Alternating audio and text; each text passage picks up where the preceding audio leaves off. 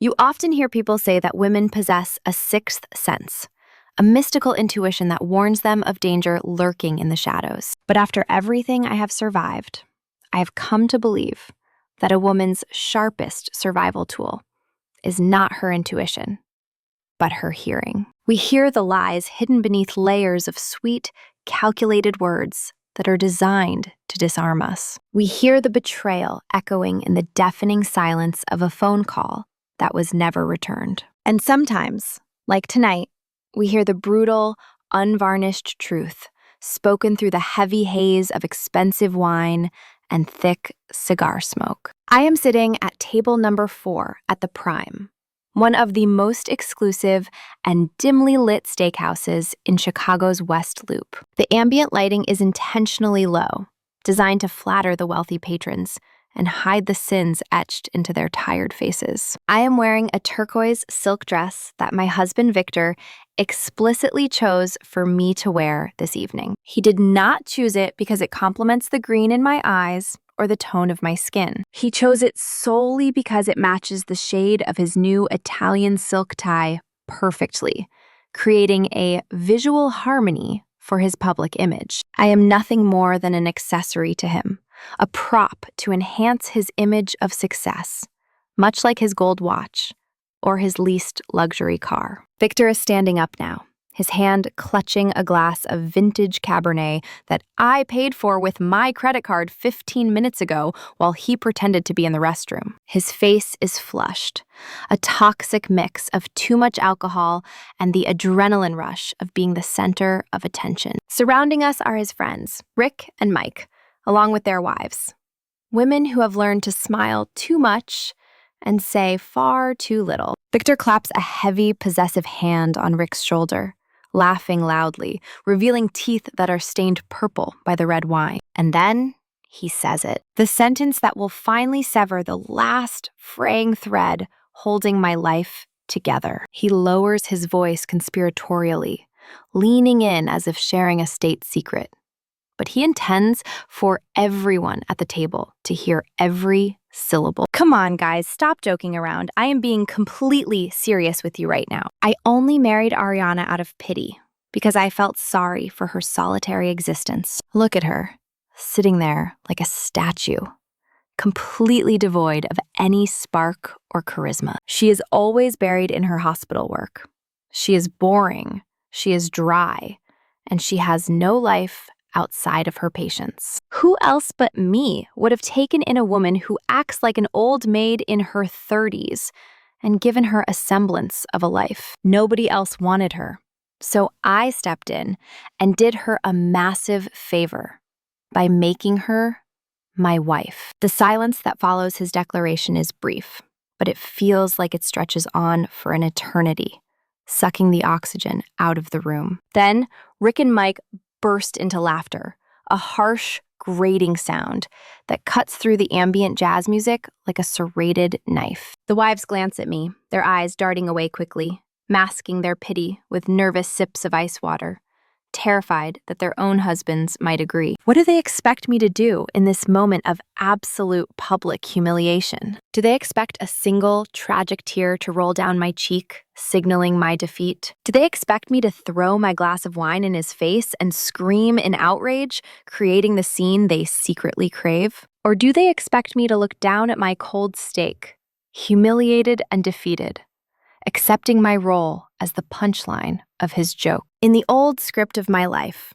the script where I was Dr. Ariana Cruz, the patient and long-suffering wife who always made excuses for him, I would have excused myself to the restroom to cry. But tonight is different, because the woman sitting in this chair is no longer that person. Tonight, the old Ariana is dead, buried under layers of betrayal and cold, hard evidence. I do not cry, nor do I show even a flicker of the pain that would have once destroyed me. I slowly lift my glass of water to my lips and take a calm, measured sip, feeling the cool liquid soothe my throat. And then I smile. It is a small smile, barely a curve of the lips, but it is cold enough to freeze the air around us and stop time. It is the smile of a patient hunter who has just watched the wolf step firmly into the steel jaws of a trap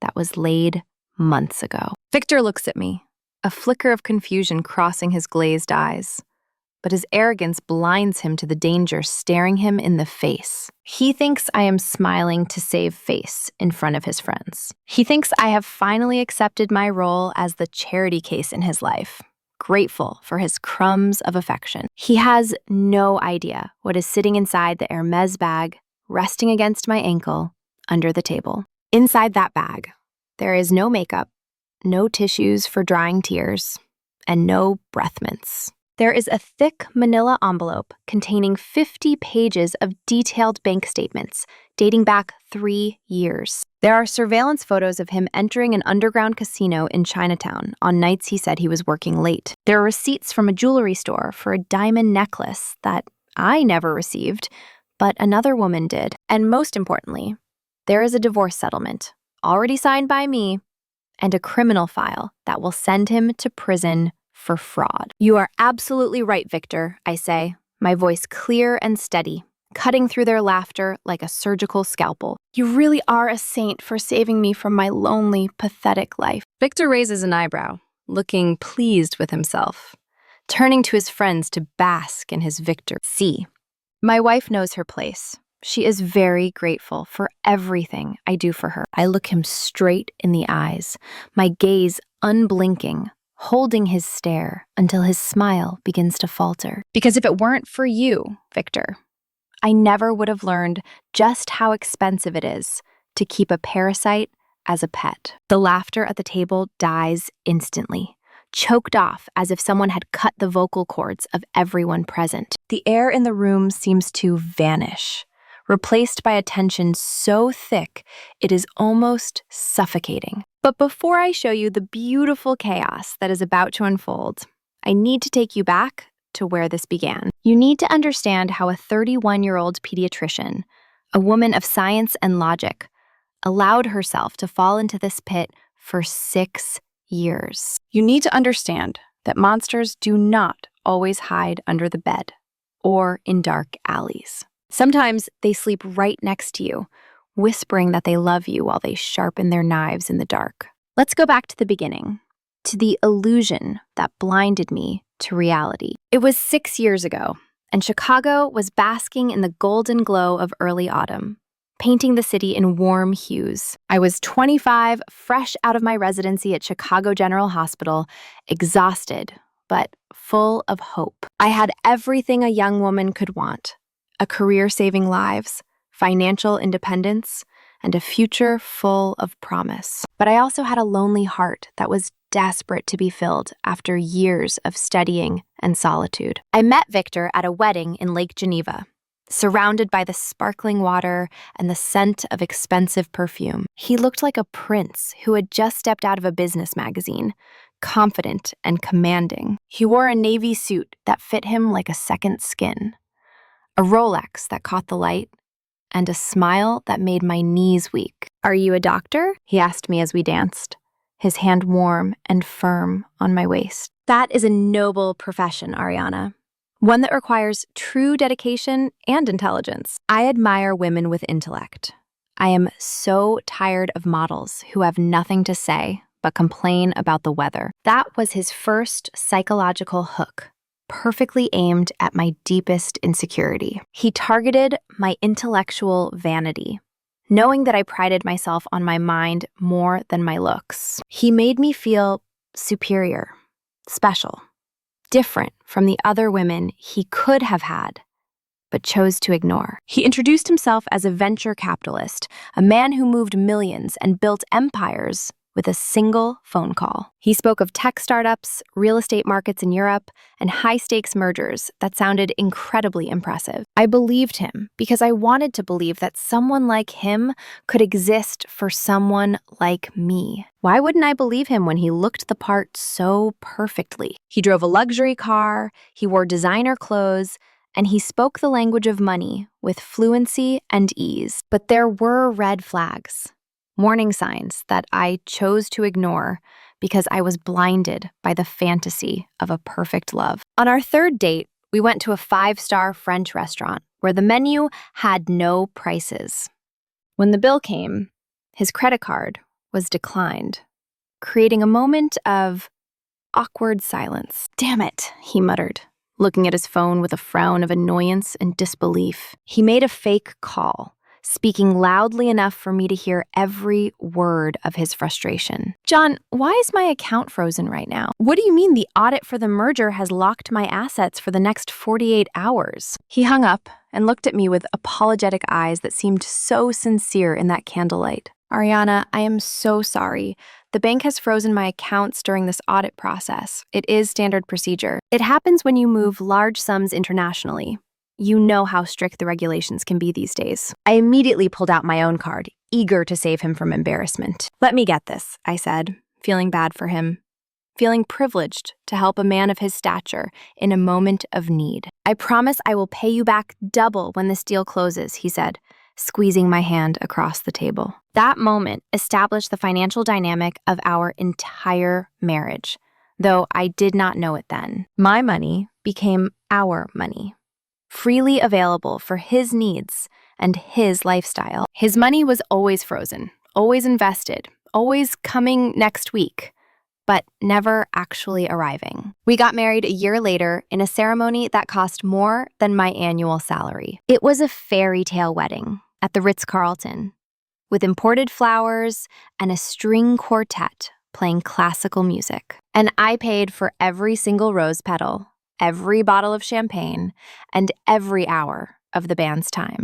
Victor convinced me that his capital was tied up in a tech startup that was about to go public and make us millions. "Just treat this as your investment in our future," he said, kissing my forehead to silence my doubts. I drained my savings account and borrowed $20,000 from my parents to make his dream wedding happen. My father, a mechanic who had worked hard for every dime in grease-stained overalls, looked at Victor with suspicion. "Are you sure about this business, son?" my father asked him, his eyes narrowing as he handed over the check. "100%, Victor replied without blinking, staring right back at my father with a smile. My father signed the check, but I saw the worry in his eyes, a worry he didn't voice because he loved me. I wish I had listened to my father's silence instead of the wedding music that drowned out the truth. The honeymoon phase ended the moment we returned to Chicago, and the real world crashed in. Reality hit me like a bucket of ice water, waking me from my dream.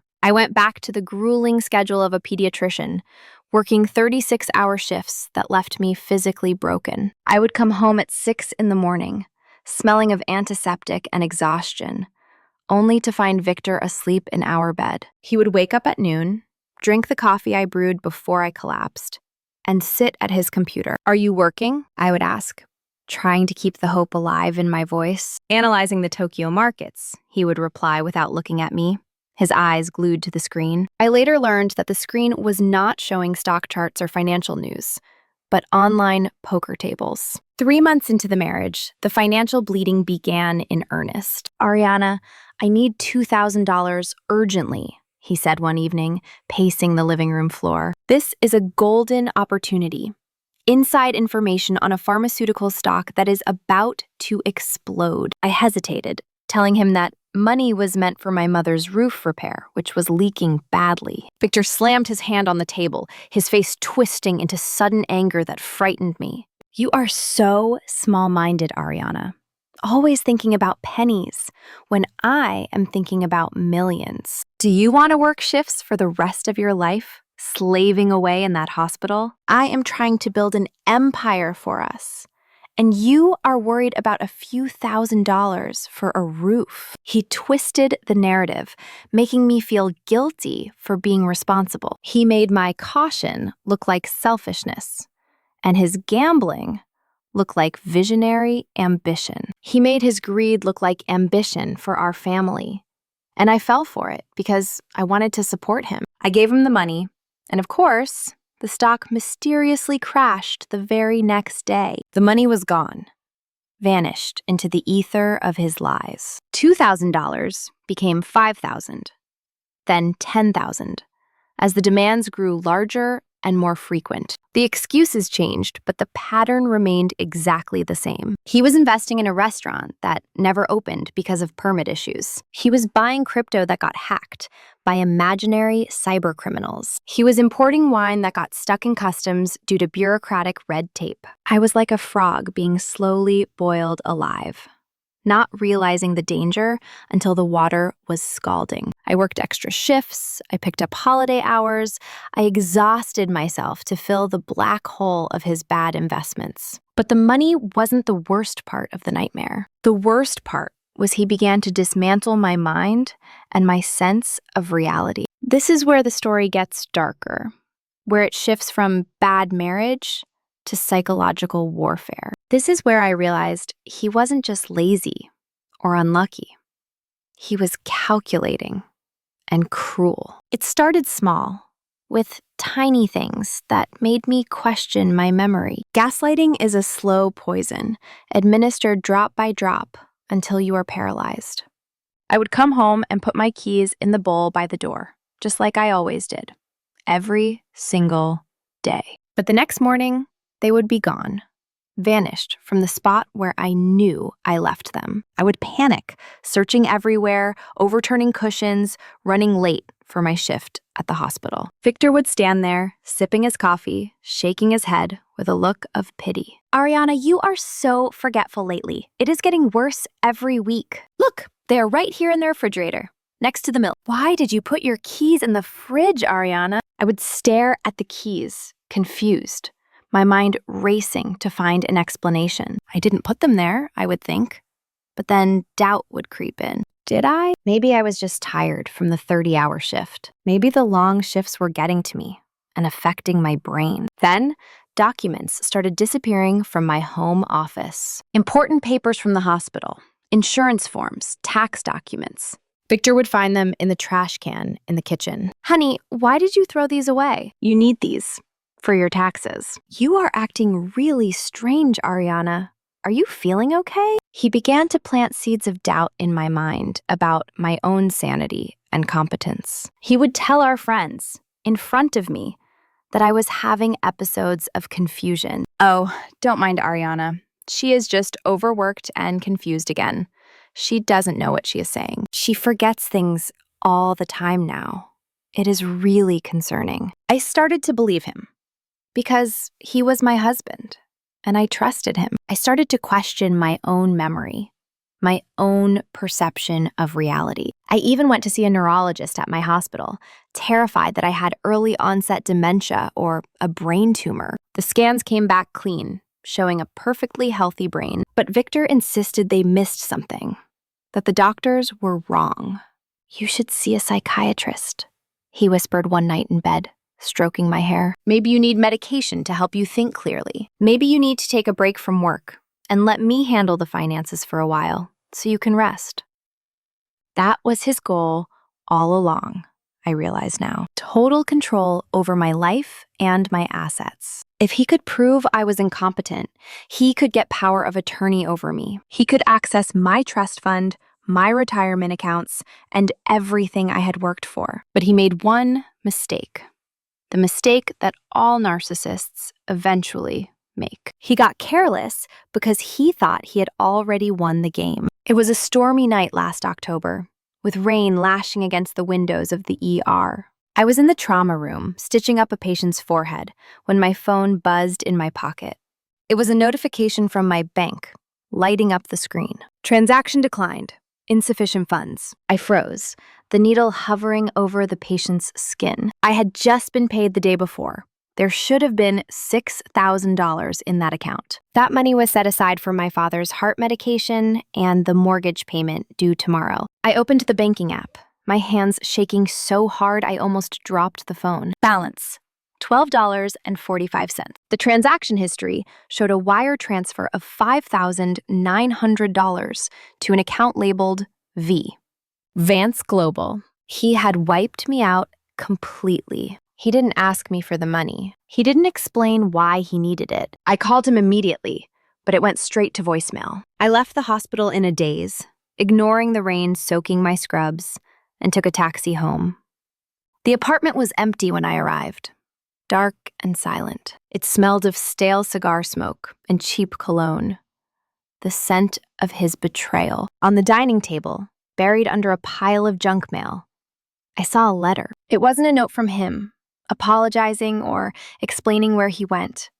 It was a final notice from a collection agency, printed on harsh red paper. It was addressed to Dr. Ariana Cruz. It demanded payment for a credit card debt of $85,000. I felt the room spin around me as I read the number. I had never applied for that credit card in my life. I ran to Victor's home office, my heart pounding in my chest. He always kept the door locked, claiming he handled sensitive client data that I couldn't see. But in his haste to leave with my money, he had left the door slightly ajar. I pushed it open and began to tear the room apart in a frenzy. I pulled out drawers, I threw files on the floor, searching for answers. And then I found it, hidden in the bottom of a filing cabinet, inside a hollowed-out book. It was a stack of credit cards, rubber-banded together. Amex, Visa, MasterCard, Discover. All of them bore my name embossed on the front. Ariana Cruz, Ariana Vance, Dr.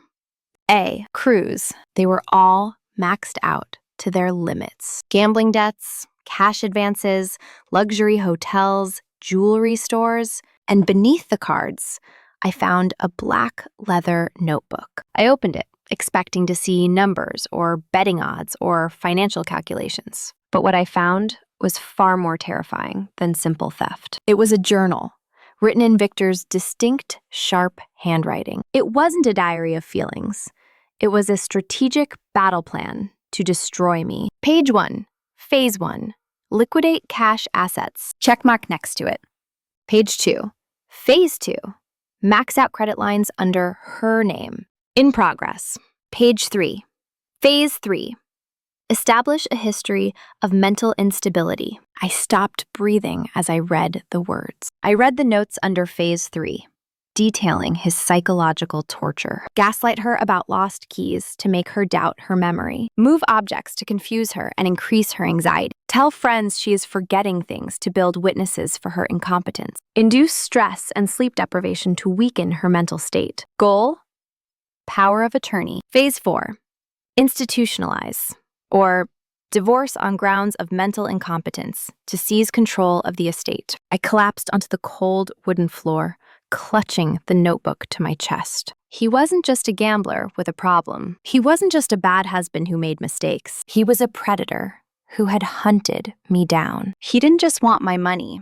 He wanted to erase me as a person. He wanted to paint me as crazy, to lock me away in a facility so he could legally consume everything I had built. The missing keys from last week were not my fault. The time you told me I left the stove on when I knew I hadn't was a lie. The way he told our friends I was overworked and confused lately was a calculated move. It was all part of a script he was writing, and I was the unwitting character being written out of existence. I heard the front door open, the sound echoing through the apartment, steps coming down the hallway, confident and heavy. He was whistling a cheerful tune, oblivious to the fact that his victim had woken up. I wiped my face aggressively, removing any trace of tears. No tears, I told myself. There were no tears left in me for this man. In that moment, inside that dark office, the heart of Dr. Ariana Cruz stopped beating. The woman who stood up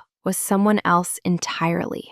Someone forged in fire. I slipped the black notebook into the deep pocket of my scrubs. I turned off the office light and walked out into the living room to meet him. Victor was standing there, holding a pizza box, smiling that charming fake smile that had once fooled me. "You are home early," he said, surprised to see me. "I won big tonight, baby. Let's celebrate with some pizza." I looked at him. Really looked at him for the first time. I looked at the monster wearing the skin of my husband, and I knew that I had to become a better actor than he ever was if I wanted to survive. "That sounds wonderful," I said, forcing a smile that felt like cracking glass on my face. "Let's celebrate, Victor, because the real game is just beginning, and you don't even know the rules." I ate the pizza, swallowing it past the lump in my throat. I listened to his lies about his day, nodding at the appropriate times. I let him kiss me goodnight, fighting the urge to vomit. But while he slept, snoring loudly beside me, I was wide awake, staring at the ceiling. I was planning my counterattack. The next morning, I called in sick to the hospital for the first time in my career. It was the first time in 5 years I had missed a shift. But this was an emergency of a different kind. I went to a burner phone store and bought a prepaid mobile with cash. I called the one person Victor feared most, although he didn't know it yet. My college roommate, Samantha. Samantha wasn't a doctor, like me. She was a forensic accountant who worked with high-profile divorce lawyers in the city. She was the kind of woman who could find a missing penny in a billion-dollar audit and trace it back to the source. We met at a coffee shop 3 towns over, far away from anyone we knew, sitting in a dark corner. I showed her the notebook with his handwriting. I showed her the credit report with the massive debts. Samantha's face went pale, then red with rage as she flipped through the pages. Ariana, this is fraud. This is identity theft. This is criminal conspiracy, she hissed, slamming the book shut. We can go to the police right now and have him arrested. No, I said, my voice calm and steady. If I go to the police now, he will claim I am hysterical and paranoid. He has been planting seeds with our friends that I am unstable for months. He will say I opened those cards and forgot because of my condition. He will say I gave him permission to use the money. It will be his word against mine, and he is a master manipulator who can charm anyone. I need indisputable proof that cannot be explained away. I need to catch him in the act of destroying me. And I need to destroy his reputation so thoroughly that no one will ever believe a word he says again. I want him to lose everything, Samantha, not just the money he stole. I want him to lose his friends, his freedom, and his pride. So we built a trap, a meticulous and inescapable trap. For the next 3 months, I played the role he wrote for me to perfection. I acted confused, asking him what day it was. I pretended to lose my keys, searching frantically while he watched with a smirk. I let him see me crying over stress, shaking, and vulnerable. One evening, I deliberately left the milk on the counter to spoil. When he found it, he sighed loudly, shaking his head. See, Ariana, you are losing it again. You can't even remember to put the milk away. I looked at him with wide, tearful eyes, trembling. I am so sorry, Victor. I don't know what is happening to me. I feel so lost. Inside, I was screaming with rage. But on the outside, I was the perfect, fragile victim he wanted. I saw the gleam of triumph in his eyes, the look of a predator about to kill. He thought his plan was working perfectly. He thought I was cracking under the pressure. But in reality, I was wearing a wire taped to my chest. I bought a tiny voice-activated recorder and sewed it into the lining of his favorite blazer. I put a GPS tracker deep inside the dashboard of his car, where he would never find it. And I installed a hidden camera in his office, disguised as a smoke detector on the ceiling. Every night, while he showered, I downloaded the data to a secure drive. I heard him bragging to his bookie on the phone. Yeah, the bitch is losing it. I'll have power of attorney by Christmas. It's in the bag. I heard him laughing with his mistress, planning their future. Just a few more months, babe, and we will have the house and her pension, and we can go to Bali. I heard him discussing plans to sell my parents' house once he had control of my finances, laughing about evicting them. That recording was the one that sealed his fate and hardened my heart forever. I backed it up to 3 different cloud servers and sent copies to Samantha. Meanwhile, I began to move my assets quietly. I couldn't touch the joint accounts without alerting him, so I left them alone. But I started diverting my bonuses and overtime pay into a new account at a bank he didn't know existed. I quietly sold my jewelry, replacing the diamonds with high-quality fakes that looked identical. I contacted the credit card companies and flagged the accounts for fraud, but asked them to keep the investigation silent for 60 days to build the case. I was building a fortress around myself, while he was busy digging a grave for me. Then came the final stroke of genius, the idea that would bring it all crashing down. I needed a public stage for his destruction. Victor loved an audience. He lived for the applause. He thrived on the admiration of his peers, needing to be the alpha male. So I suggested the dinner at the Prime. "Victor," I said one evening, looking frail and tired, playing the part, "I feel like I have been such a burden to you lately with my episodes. I want to make it up to you for being such a difficult wife. Let's take Rick and Mike and everyone out to the Prime. My treat. I want to thank you publicly for standing by me through this hard time." Victor's eyes lit up with greed and vanity. He saw an opportunity to solidify his saintly husband persona in front of witnesses. "That is a great idea, honey," he said, patting my hand condescendingly like I was a child. "It will be good for you to get out of the house and act normal for a change." He invited everyone, making sure the table was center stage in the restaurant. He thought he was walking into a coronation of his patience and virtue. He didn't know he was walking into an execution of his character. Which brings us back to tonight, to this moment of reckoning, to the silence at table number 4 that is deafening, to the smirk wiping off Victor's face as realization begins to dawn. I reach into my Hermes bag and pull out the envelope, feeling its weight. I do not hand it to him politely. I toss it onto the center of the table, knocking over the salt shaker and a wine glass. The sound of the heavy envelope hitting the wood is like a gunshot in the quiet room. "Open it," I command, my voice low and dangerous. Victor laughs nervously, looking around at his friends for support. "What is this, Ariane?" "A love letter. A thank you note." "Open it, Victor, right now.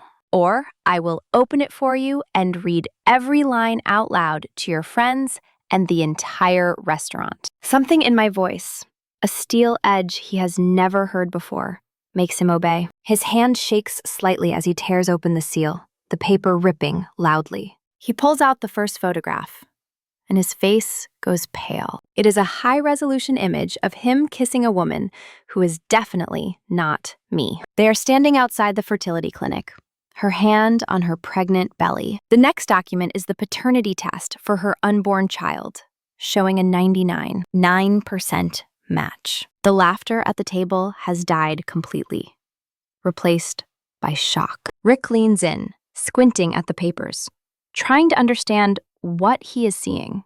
Is that you, Vic? Who is that woman?" Victor shoves the photo back into the envelope, trying to hide it. "This is fake," he stammers, sweat beading on his forehead and running down his temple. "Ariana is sick. I told you guys. She is paranoid. She photoshopped these images. She has been having delusions lately. You all know that. She is not in her right mind." I anticipated this defense. I knew he would play the crazy wife card one last time. I take my phone out and press play on an audio file I have queued up. It is connected to the restaurant's Bluetooth speaker, which I hacked into 10 minutes ago with a simple code provided by a tech-savvy patient. Victor's voice booms through the private dining area, clear, amplified, and undeniable. "She is such a cash cow, boys. I hit the jackpot with this one. I'll have her declared incompetent, dump her in a facility, and we split the assets down the middle. She is so stupid she thinks I am investing in tech. She believes every word I say." The recording cuts off, leaving an echo in the room. The silence now is heavy, suffocating, pressing down on us like a physical weight. Every diner in the restaurant has turned to look at us, forks suspended midair. Mike looks at Victor with disgust, pulling his chair away. "You said you were a venture capitalist," Mike says quietly, his voice full of betrayal. "You borrowed $10,000 from me last week for a merger that was a sure thing." Rick stands up, his face red with anger, realizing he has been played. "You borrowed $15,000 from me, Victor, begging me for help.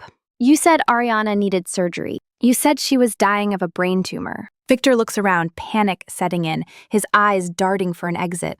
"Guys, listen, it's out of context. She edited it. She is trying to frame me." I stand up slowly, smoothing my dress. My legs are steady. My heart is calm. My breathing is even. "I haven't edited anything, Victor, and you know it. And those aren't the only debts you have.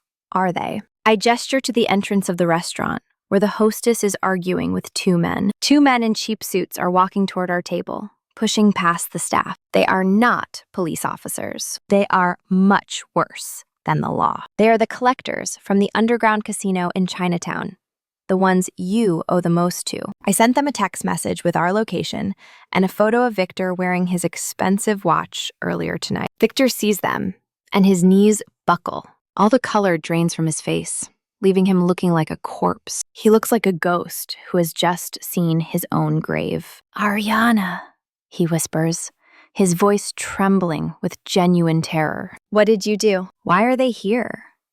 "I simply invited all your stakeholders to the meeting," I reply with a shrug. "You owe them $80,000, don't you? Under my name, originally." "Well, I canceled those cards yesterday and reported them as stolen to the fraud department. So the debt is now entirely, personally, yours to deal with." The two men arrive at the table, their presence looming over him. "Mr. Vance," one of them says, his voice low and menacing, vibrating with threat. "We have been looking for you, and you have been avoiding our calls." Victor tries to back away, knocking his chair over with a loud crash. Rick and Mike step aside, letting the wolves have him, offering no protection. I pick up my purse, feeling lighter than I have in years. I look at the women at the table, the silent wives. They are staring at me with wide, terrified eyes, shocked by my transformation. But in the eyes of Rick's wife, I see a flicker of admiration, a spark of recognition. I place a $100 bill on the table next to the spilled wine. "That covers my water," I say, my voice calm. "You guys can cover the rest of the bill." I turn to Victor for the last time. He is being boxed in by the debt collectors, trapped like a rat. He looks at me with pleading eyes, tears streaming down his face. "Ariana, please, help me. Don't let them take me." "They will kill me, Ariana." "I love you, Ariana. Don't leave me like this. I am your husband." I look at him, stripping away the layers of pity and love I once held. I remember the notebook detailing my destruction. I remember the plan to lock me away in an institution. I remember the years of stolen life and lost dreams. I remember the nights I questioned my own mind because of his gaslighting lies. "I married you out of pity, Victor," I say softly, echoing the words he spoke just minutes ago. "But I am divorcing you out of self-respect." I turn my back on him, severing the bond forever. I walk out of the restaurant, the sound of my heels clicking on the floor. I hear shouting behind me, Victor's voice rising in panic. I hear the sound of a struggle, chairs being overturned. I hear glass breaking, the shattering of his illusion. I do not look back, not even for a second. I walk out into the cool Chicago night air,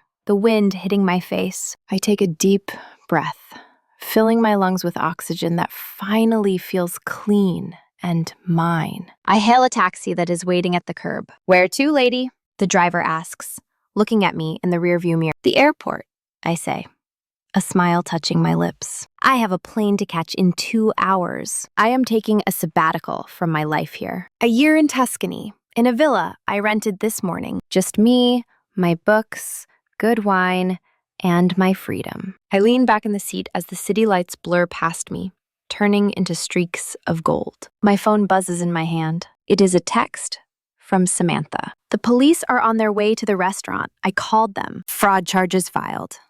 It is over. I turn off my phone, the screen going black. I close my eyes and listen to the hum of the tires on the road. The nightmare is over. The monster has been slain. The silence is no longer heavy or oppressive. It is peaceful, full of possibility. Victor wanted a tragedy, a story of a poor, crazy wife. He wanted a victim he could control and discard. But he forgot one crucial thing about doctors. Something he should have known. We know exactly where to cut to cause the most damage, and we know exactly how to stop the bleeding. I stopped bleeding tonight, and I started living. And somewhere, back in that restaurant, Victor Vance is finally learning the true cost of his meal. Karma is not a bitch, as they say. Karma is a doctor with a scalpel, and she has very steady hands. As the taxi merges onto the highway, speeding towards my future, I touch the empty space on my finger where the ring used to be. It feels light. It feels like victory. 6 months later, I am sitting on a terrace in Florence, overlooking the rolling hills. The sun is setting over the terracotta roofs, painting the sky in shades of orange and purple. I have a glass of wine in my hand, a Chianti that I paid for with my own money, for my own pleasure. My phone rings on the table, breaking the silence. It is an unknown number from Chicago. I know who it is without answering. It is the collect call from the correctional facility where Victor is staying. Victor is serving 5 years for identity theft, fraud, and embezzlement. His friends testified against him to save themselves. His mistress left him the day the money ran out and the police arrived. I let the phone ring, watching the screen light up. 1 ring, 2 rings, 3 rings. I take a sip of wine, savoring the taste. The ringing stops, and the screen goes dark. I smile, breathing in the scent of lavender and freedom. I watch the sunset, knowing that tomorrow is all mine. I am Dr. Ariana Cruz, and I have never been more alive than I am right now.